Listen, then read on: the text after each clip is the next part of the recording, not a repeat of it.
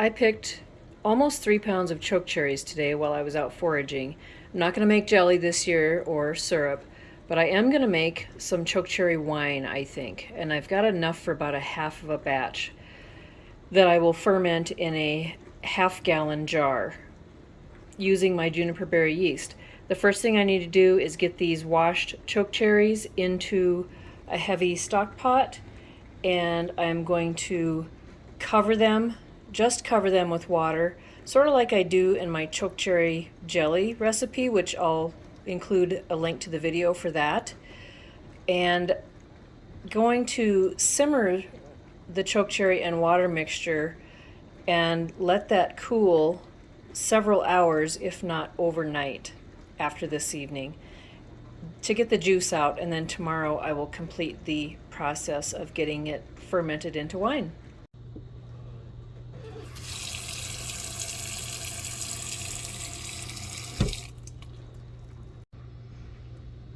Just covered the chokecherries with water, now we'll get them on the stove.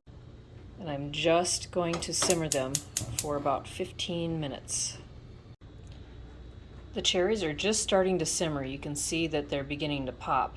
So I've turned down the heat a little bit, and I'm going to let it go for 15 minutes before I cover it. You'll see in my other chokecherry video on making jelly that I normally crack the cherries in a food processor prior to heating them up for the mash, and that releases some almond flavoring out of the pits, but there is a bit of cyanide in the pits. So since we're making wine, I decided, and this is my first time making chokecherry wine, I decided not to crack the pits. We're just going to extract the juice and hope that some of that almond flavor comes out. The chokecherries that were covered in water have simmered for 15 minutes. You can see they're starting to split and they're releasing some of their juices into the liquid. I'm going to cover this and then let it sit overnight. The heat's off. We'll get back to this tomorrow morning. It's the next day for my chokecherry wine making. These were simmered for 15 minutes last night, left covered overnight to steep so I can get great juice out of it. I have a slotted spoon. I'm going to mash those a little bit to get more juice out. I'm going to strain them through the nylon bag and a strainer into this great big bowl. I have my juniper berry yeast that I have made myself for brewing. I'll be using a half a cup of that because I'm going to be making my wine in a half-gallon jar. That's about all the chokecherries I picked yesterday, not a gallon. I've got my fermenting lid over here. I need a measuring cup to know how much juice I have in order to put the proper amount of sugar in. And then I have 3 oak leaves from my backyard for my tannin, and then a measuring cup and strainer for my yeast. So the first thing I need to do is mash these berries a little bit just to maximize my juice output. I want to break the skins that aren't already broken from simmering. So I will do that, spoon them into the strainer, and we'll come back when I get all the juice extracted. All right, here's an update. I didn't even get a quart of juice off of those the way I did that. I know that these chokecherries have a lot more juice to give, so I took a pastry blender and mashed them, and I'm going to cook these some more, especially since I mashed them, and I know some people will worry about the cyanide content. It's usually not a concern, especially when I'm doing jelly, because that is definitely cooked. So I will make sure I cook these for a good 15 minutes, but I've mashed them so I can get some more juice out of them. Leaving them whole and cooking them to the point of splitting gives you some juice, but not enough. This is done cooking. I can't tell you how good it smells. It's an almond cherry smell. It's just amazing. So I'm going to spoon this in again, strain what juice I can out of it, and I'm not going to get rid of that pulp that's left over. I'm going to dry that for chokecherry patties. I'm going to actually grind it first in a mortar and pestle so that the pits are very, very finely broken up. And then I'm going to dry that and make chokecherry patties. You can eat those just like chokecherry patties as a snack. I'm also going to be using some in buffalo pemmican, and I will be making today a quart jar of chokecherry liqueur to start for the holidays. There we go. That's more like it. I'll definitely be getting my 1.5 quart of juice that I wanted. And here's what's left for other uses. I need a 1.5 quart poured into my sterilized 1/2 gallon jar. So here goes 1 quart. We'll get another 1/2 quart, which would be about 2 cups poured in there as well. I've measured 1 pound 4 ounces, so 1 1/4 pound of sugar into a bowl. And if you ask me, there is no way that's gonna fit in that space of that jar, but we'll try. While I wait for this jar to cool to 90 degrees or below so that I can add my yeast and not kill it, I'm going to pour the remaining juice into a quart jar and put it in my fridge so that I can make a cherry limeade drink. And that will have to be sweetened as well, but I'll do that when it comes time to make the drink later. Also, while I wait for that to cool so I can add my juniper berry yeast for the chokecherry wine, I'm going to get my chokecherry liqueur for the holidays started steeping. So I'm going to put some of the leftover chokecherry must into this jar. I'm going to fill up this quart jar with chokecherries, and then I'll pour over a cup of sugar into the berries, and I'll leave an inch head space. I'm going to go to the bottom of the ring, add that sugar over the top, and then fill the jar up with as much vodka as it takes to cover the berries. Oh, I'm trying not to drop these on the floor. The jar is filled with chokecherries. Let's pour this cup of sugar in. And we're going to have to make that, we're going to have to get it to work its way in. We want all of that in there. It'll dissolve once we get the vodka added.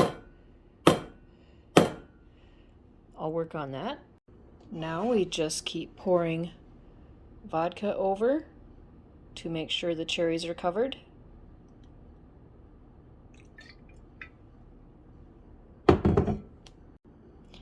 Vodka goes back in the pantry for vanilla bean extraction, and then I'm going to put a lid, and I'm using one of my dark lids instead of a white one on here because it will stain. There we go. I have flipped it upside down many times to get all of the sugar dissolved. Now this just needs to sit, and I'll turn it every day and let the vodka extract the juice. You'll remember that last year, and maybe you haven't seen it, but I'll include the link to that video in the description box below and at the end of the video, or one of my chokecherry videos, but I made crabapple liqueur last year, and it was so good. It's all gone. Went through it really fast, but let me tell you, that was really good, so I'm really looking forward to this as well. This is what is left of my chokecherry must, and that is what I'm going to pound in mortar and pestle, but I'm going to do that outside after this must cools a little bit because these cherries stain everything, so that'll have to be done outside so it can splash outside and not all over my kitchen. I'm still waiting for the chokecherry wine juice to cool down, but I haven't added the sugar yet, and I really have my doubts as to whether it's all going to fit in the jar, plus enough room for my yeast. So what I'm going to do to keep my proportions proper is dump the juice into this big bowl along with the proper amount of sugar, get it dissolved, and then pour back into the jar with enough headspace to add my 1/2 cup of juniper berry yeast. I think it'd just get all thrown off if I try to fit it in the jar first, so we'll do that right now. The sugar is now dissolved, and that got it cooled down to below 90. so I'm more comfortable adding my juniper berry yeast. But let's get this back into the jar as much as will fit, plus a little head space for some of the juniper berry yeast. The rest of this sweetened chokecherry juice will go in my quart jar for the cherry limeade drink that I'm going to make later. Okay, now we've got the sweetened chokecherry juice in the half-gallon jar for the winemaking, and this is my excess. I knew I wouldn't be able to fit it all, so this is going to go into the cherry limeade juice jar, and I'm going to have to adjust the sweetness on that for my drink later, but that's going in the fridge. The next step to the chokecherry wine is to strain out a half a cup for a half a gallon of wine of my juniper berry brewing yeast that I started, let me see, it says the 4th, August 4th. So this has been in here, it is August 21st today, so this has been in here for 2 weeks, and you can tell that it's ready to go. It's good and bubbly. You see juniper berries floating up and down. That means it's still very active, but this is ready to be used. So we're going to strain off a half a cup and pour it into the chokecherry wine. It smells so good. It smells like a lemony beer, maybe. So good. So we'll get, this is going to be awkward with one hand. I don't have my tripod out, but I'm just going to pour this through the strainer into my half cup measure. Let's see how much I got here. Not quite there. I'm going to have to let go, but these berries are going back into the jar. There's no reason to throw these out. If I did throw them out at the end of the juniper berry fermenting, I would put them in my compost bin, but let me get a little bit more and pour it out. Berries that were sifted out are put back in the jar. This jar of juniper berry brewer's yeast is going back underneath my kitchen sink, and I got my half cup measuring cup super full, so I know I'm going to spill, but let's get this poured into the chokecherry wine jar. Darn, I wish I wasn't so full on that because I just know I'm going to spill it.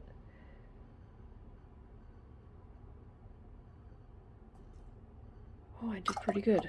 All right, yeast going into the chokecherry wine. The other thing I'm going to add is 3 little oak leaves that I got off of my oak tree out by the garden. I'm going to put these in there for tannin. I've never done that before, but we'll see. I just really resistant to using store-bought stuff. I have the equipment that I had to buy in the store, but I'm trying to do this with readily available ingredients that are primitive and something that homesteaders would have used.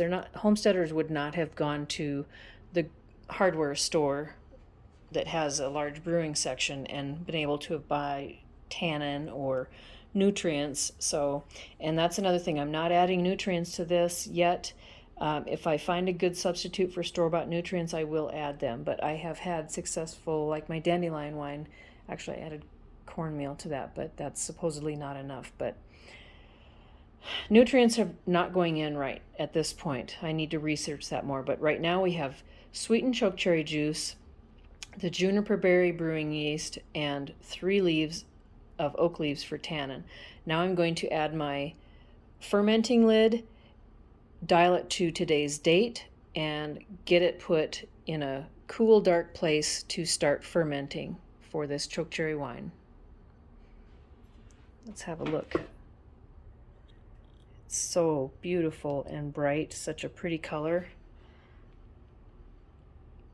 This is what the chokecherry mash looks like after running it through the mortar and pestle. It's labor intensive, but it turned out really well.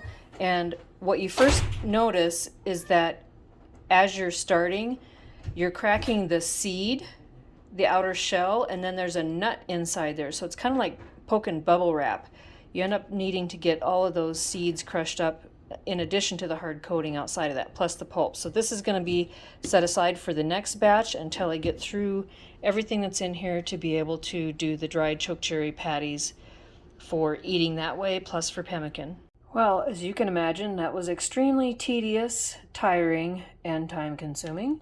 But I got all of those chokecherries hand ground, all of the, there's one, most of the nuts cracked and pulverized along with the remaining pulp. So now what I'm going to do is spread this onto a dehydrator tray, and I have created 2 trays out of parchment paper. I just lay a strip of parchment paper in, and then I kind of crease it down into the grooves of my Cuisinart dehydrator, and then take a little blade, just one of those little flat blades that you can flip out. I keep one in my kitchen, and then zipped around the outside and zipped around the center.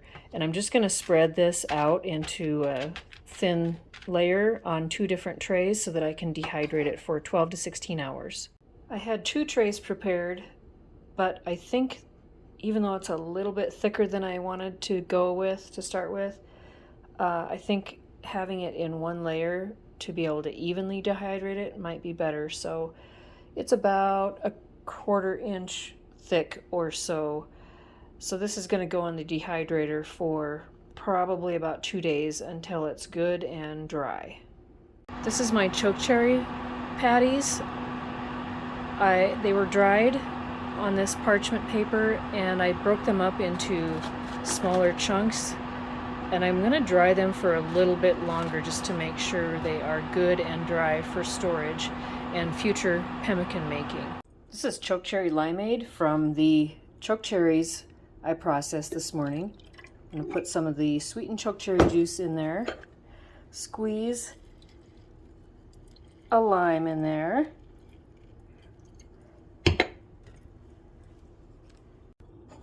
maybe a little more sweetened chokecherry juice, and look how bright that is, some sparkling water. Carefully so it doesn't fizz over.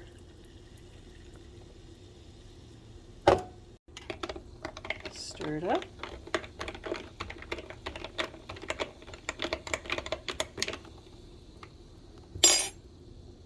Give it a taste.